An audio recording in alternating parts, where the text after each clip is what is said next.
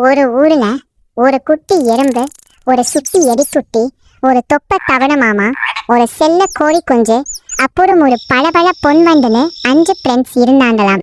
எல்லாரும் ஜாலியா ஆத்தங்கரைக்கு போனாங்களாம். அங்க போனா அந்த தவளை மாமா மட்டும் சடார்னு தண்ணிக்குள்ள குதிச்சு நீந்த ஆரம்பிச்சுட்டாரு.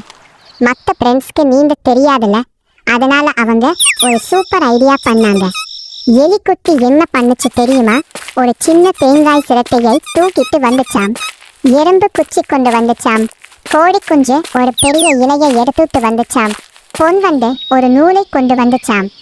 எல்லாரும் சேர்ந்து அந்த பொருட்களை வச்சு ஒரு அழகான படக்கை செஞ்சாங்களாம். அப்புறம் எல்லாரும் அந்த படக்குள்ள ஏறி ஜாலியா ஆத்துள்ள பயணம் செஞ்சாங்க.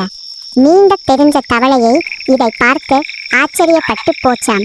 இந்த கதையோட நீதி என்னன்னா, எல்லாரும் ஒன்னா சேர்ந்தா எதையும் சாதிக்கலாம். கதை முடிஞ்சு போச்சு.